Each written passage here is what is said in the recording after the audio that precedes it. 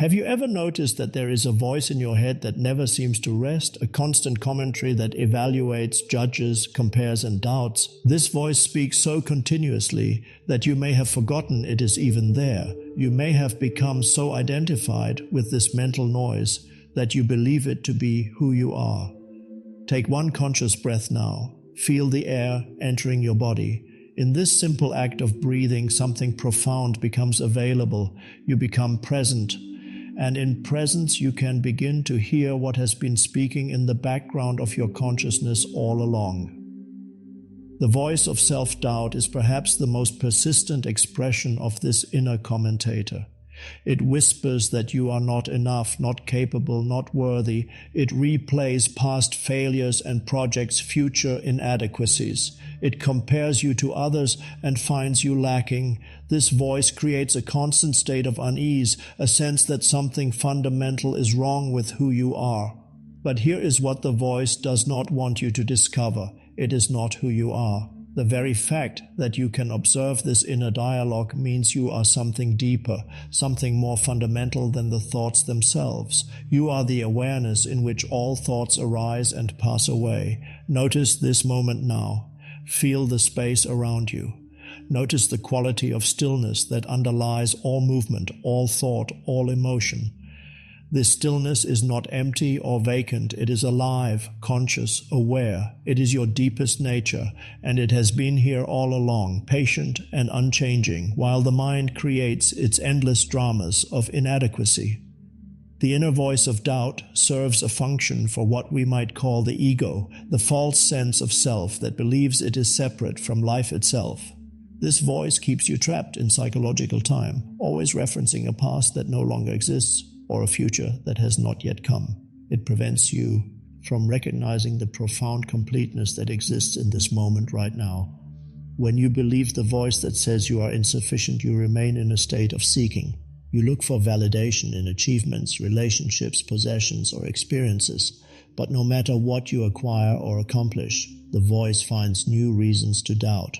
This is because the voice feeds on dissatisfaction. It requires problems to solve, inadequacies to fix, and futures to worry about in order to maintain its sense of importance. Feel the weight of this constant evaluation. Notice how exhausting it becomes to live under the tyranny of this inner critic. The voice promises that if you just improve enough, achieve enough, become enough, then you will finally be at peace. But this promise is never fulfilled because the voice itself is what stands between you and the peace you seek. The mechanism behind this endless cycle of doubt runs deeper than individual thoughts. It is the process of identification itself, the way consciousness becomes entangled with mental forms and believes itself to be limited by them. You are infinite awareness. But through identification, you imagine yourself to be a small, separate entity, struggling to survive in a hostile world.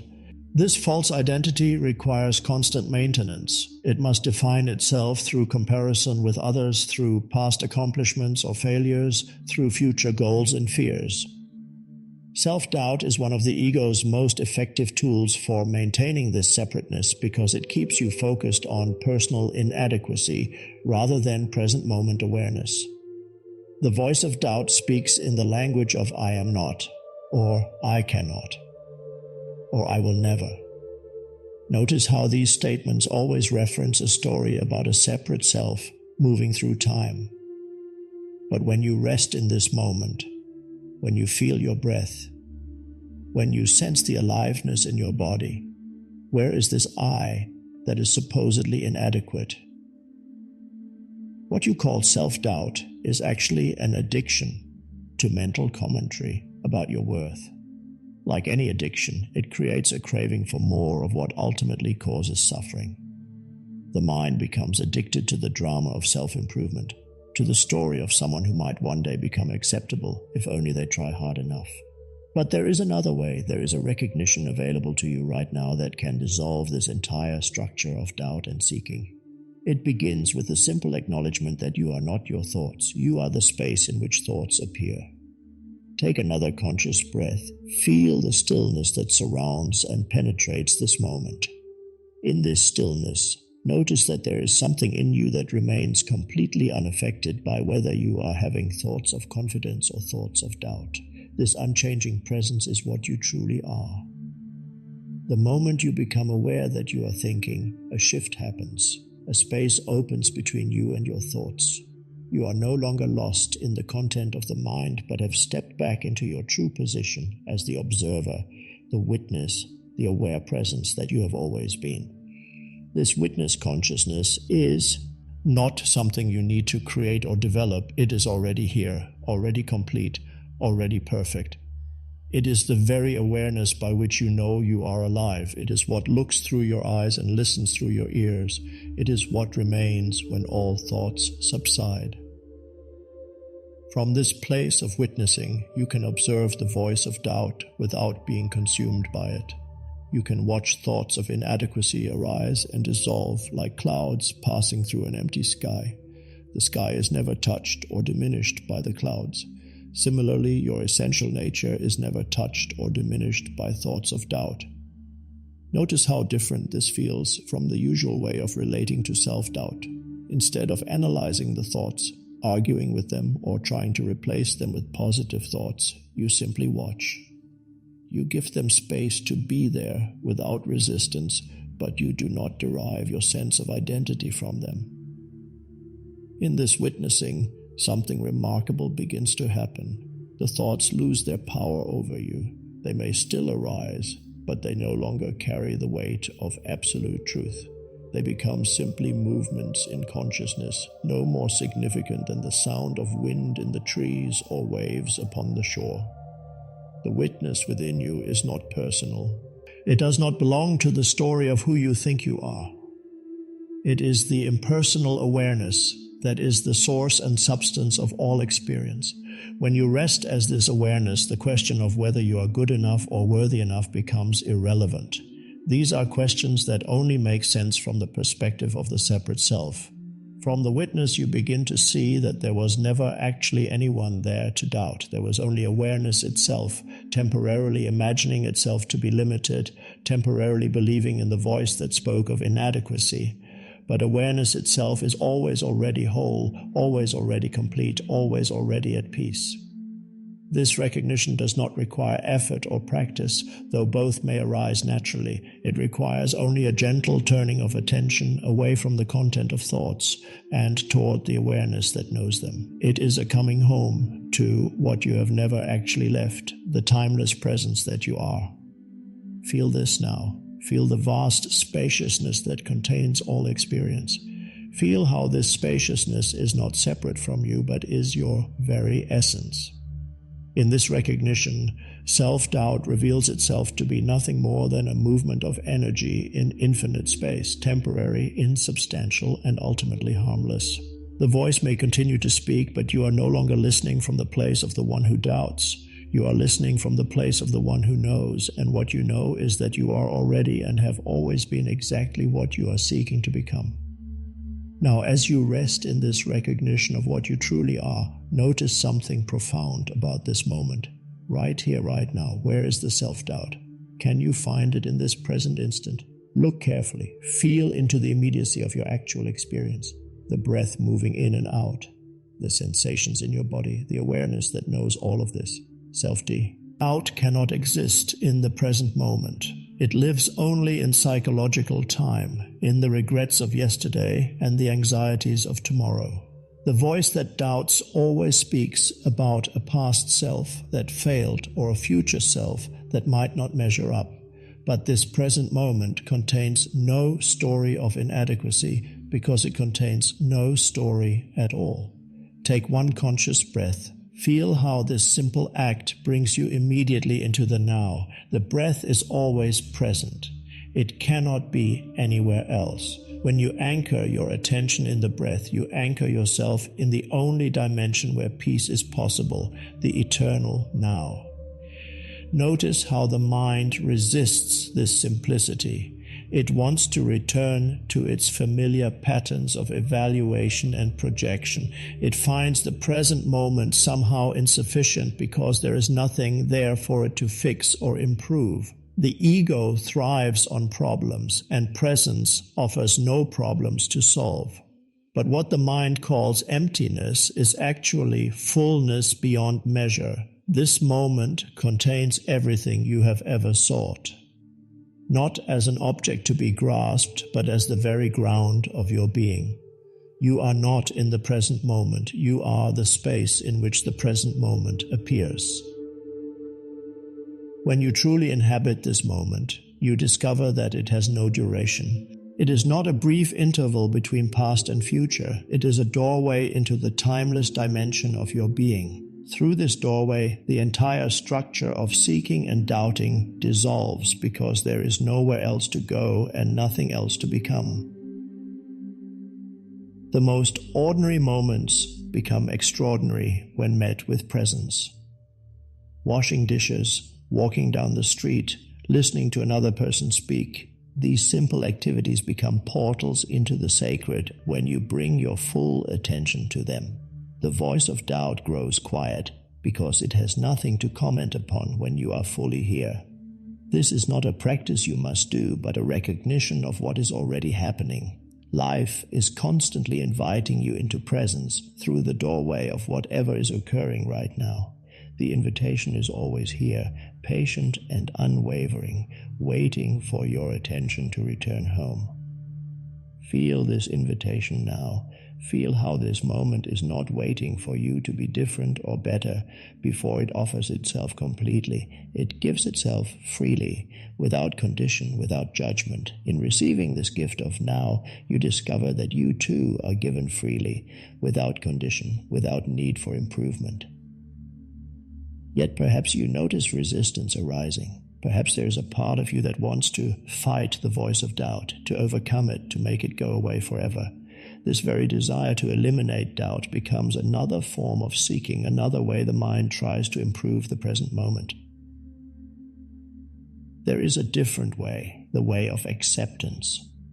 Not acceptance as resignation or passive tolerance, but acceptance as a profound recognition that what is. This includes the arising of doubtful thoughts. This includes the feelings of inadequacy that may accompany them. Acceptance means allowing these experiences to be present without adding the extra layer of resistance. Notice what happens when you stop fighting the doubt, when you neither indulge it nor push it away, but simply allow it to be there like a cloud passing through an open sky. In this allowing, something begins to shift.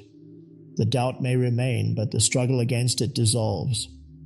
This is the alchemy of acceptance. What you resist persists, but what you accept begins to transform, not through your doing, but through the natural intelligence that emerges when you stop interfering with what is. Fighting doubt gives it energy, makes it more solid, more real. Accepting it allows it to move through you like weather through space.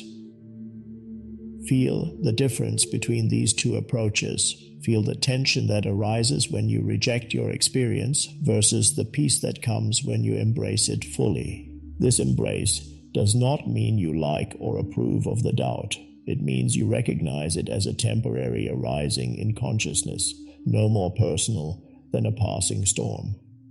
The doubt may carry a story about why you should feel inadequate, but when you accept the feeling without the story, you discover it is simply energy moving through awareness, energy that cannot harm the vastness that you are, energy that, when met with acceptance, reveals its true nature as another expression of the life force itself.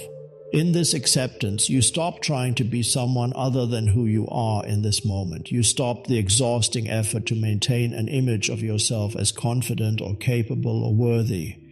You simply are what you are, and what you are is already complete, already whole, already enough. This is not the false confidence of the ego, which depends on circumstances and achievements and the opinions of others. This is the quiet strength that emerges from being aligned with what is. It requires no effort to maintain because it does not depend on maintaining anything. It is the power of presence itself. From this place of acceptance, a different kind of intelligence begins to operate. Not the intelligence of the mind, which calculates and compares and judges, but the intelligence of being itself. This intelligence knows without thinking, acts without planning, responds without rehearsing. It is the wisdom that moves the planets and grows the trees and beats your heart without your conscious involvement. The voice of doubt arises from a fundamental misunderstanding about where your true power lies. It believes that power comes from controlling circumstances, from presenting the right image, from avoiding failure and pursuing success. But this kind of power is always precarious because it depends on things outside yourself. True power comes from stillness, not the stillness of inactivity, but the stillness that is the source of all activity. Like the center of a wheel that remains motionless while enabling all movement, or like the silence that gives meaning to all sound, this stillness is not empty but pregnant with infinite potential. Feel this stillness now. It is not something you create, but something you discover by ceasing to create so much mental noise. It is already here, already present, already aware. It is the space in which all thoughts and emotions arise and subside. And it is the unchanging background of all change. From this stillness, action arises spontaneously when action is needed. Words come when words are called for. But there is no compulsive doing, no driven seeking, no desperate attempting to prove yourself worthy through external achievements. There is simply the natural flow of life expressing itself through the form that you appear to be. The ego's confidence is brittle because it is based on comparison and achievement. It must constantly defend itself against threats to its image. But the strength that emerges from stillness has nothing to defend because it knows itself as the source rather than the form. It is unshakable because it rests in what cannot be shaken. In this stillness, you begin to hear another voice, not the voice that doubts, but the voice that knows. This is not a voice that speaks in words, but a knowing that arises from the depths of being. It is the intuition that emerges when the mind becomes quiet, the wisdom that appears when you stop trying so hard to figure everything out. This knowing does not come from accumulating information or developing skills, though both may happen naturally. It comes from the recognition that you are already connected to the source of all knowledge, all creativity, all love. You need only become quiet enough to hear what has always been speaking in the silence of your heart. As this deeper knowing begins to emerge, something even more profound reveals itself. The very self that you believed was inadequate, the one who doubted and sought and struggled for acceptance, this separate self begins to dissolve like mist in the morning sun. What you took to be so solid, so real, so problematic, reveals itself to be nothing more than a collection of thoughts held together by the belief that they represent something substantial. Look for this separate self now. Where exactly is the you that doubts? Is it in your thoughts? But thoughts come and go while something remains to observe them. Is it in your body? But the body is constantly changing while awareness remains constant. Is it in your emotions? But emotions arise and pass away like waves on the ocean while the ocean itself remains unchanged. The more closely you look, the more elusive this separate self becomes. What you find instead is simply awareness itself, pure consciousness without center or boundary, without inside or outside. You begin to see that there was never actually a separate someone there to be inadequate. There was only infinite awareness appearing to imagine itself as limited. This recognition does not diminish your uniqueness, but reveals its true source. You are not separate from the whole, but are the whole expressing itself in an apparently individual form. Like a wave that is not separate from the ocean, but is the ocean itself temporarily taking a particular shape, you are consciousness itself temporarily appearing as this specific manifestation of life. From this understanding, the entire drama of personal inadequacy becomes unnecessary. How can infinite see? Consciousness be inadequate? How can the source of all existence doubt its own worth? The very questions become meaningless when you recognize what you truly are. Yet this recognition need not be maintained through effort or concentration. It is not an achievement to be attained, but a truth to be acknowledged. It is the natural state that remains when the false identification with separateness falls away. You do not become this awareness. You recognize that you have never been anything else. In this recognition, self-doubt is not your enemy to be defeated, but your teacher pointing you toward truth. Every moment of doubt was actually consciousness calling itself back home from the dream of separation. Every feeling of inadequacy was an invitation to look deeper, to question what seemed so solid and real. The suffering you experienced was not punishment but grace disguised as difficulty. It was the love you are for yourself wearing the mask of discomfort in order to awaken yourself from the trance of limitation. Without this apparent suffering, you might never have been motivated to look beyond the surface of things and discover your true nature. Now awareness of the breath becomes something sacred, something that connects you moment by moment with the source of all life. Each inhalation is consciousness entering form. Each exhalation is form dissolving back into consciousness. The breath is not something you do, but something life does through you, a continuous prayer without words, a constant reminder of your intimate connection with existence itself. Feel your breath now, not as air moving in and out of your body, but as the rhythm of being itself. Notice how you do not breathe, but are breathed. The same intelligence that moves the stars and turns the seasons is breathing you in this moment. You are not separate from this cosmic dance, but are one of its infinite expressions. When you rest your attention in the breath, you rest in the present moment. And when you rest in the present moment, you rest in eternity. The breath becomes a doorway through which the timeless dimension becomes accessible. Through this simple, always available portal, you can step out of psychological time and into the eternal now.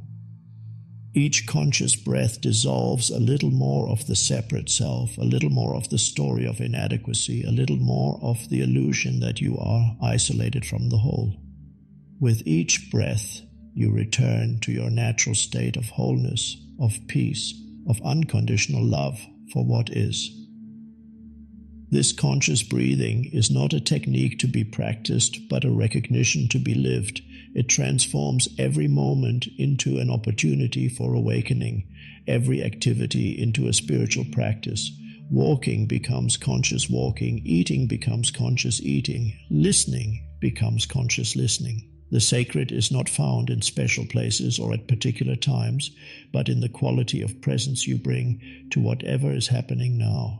From this place of presence, life begins to be lived differently. Action arises not from the compulsive need to prove yourself, but from the natural response of love to what is needed. You no longer live your life, but allow life to live through you. The difference is profound. One is effortful and anxiety-producing, the other is effortless and peace-giving.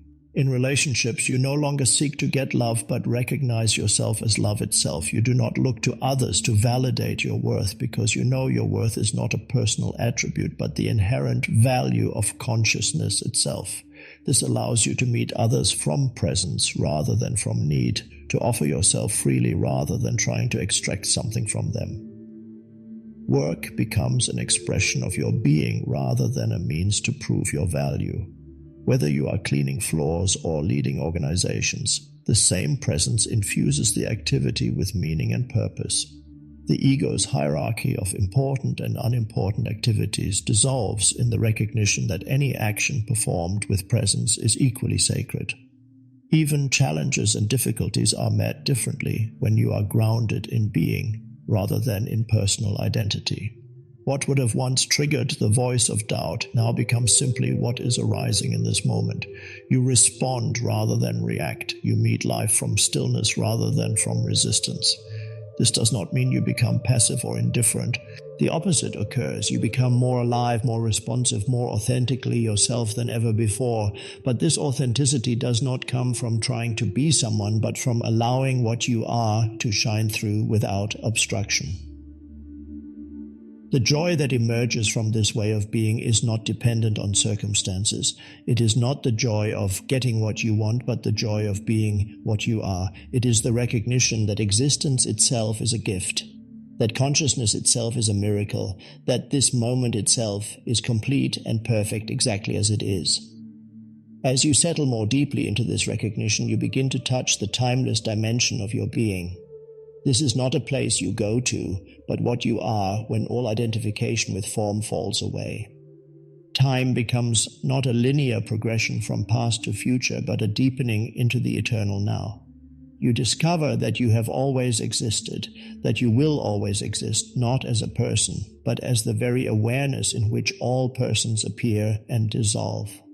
In this timeless dimension, there is no self to doubt, because there is no separate self at all. There is only the one consciousness appearing as the many, only the one love expressing itself through infinite forms, only the one peace that passeth understanding, manifesting as all of existence. Here, in this place beyond time, beyond form, beyond the story of yourself, you find what you have always been seeking, not as something new that you have acquired, but as what has always been present, patiently waiting for your recognition. You find yourself not as a someone, but as the very source from which all someones arise. The search is over because the seeker was never real. What remains is not the satisfaction of having found what you sought, but the recognition that you were never lost. What remains is not the achievement of becoming worthy, but the remembrance that worth was never a quest. Kaitian consciousness itself is beyond all questions of worthiness or unworthiness. Rest here now in this recognition, not as a future state to be maintained, but as the present reality to be acknowledged. You are already home. You have always been home. The journey was only consciousness forgetting itself temporarily in order to experience the joy of remembering. Let the voice of doubt speak if it arises, but hear it now as you would hear the wind in the trees or the sound of distant traffic, as movements in the space of awareness, but not as truth about who you are. You are the space itself, the awareness itself, the love itself that has never been touched by any story of inadequacy. This is not a teaching to be understood, but a reality to be lived. It is not a philosophy to be believed, but a truth to be embodied. Simply be what you are, and in being what you are, you offer the greatest gift you can give to the world, the presence of awakened consciousness itself.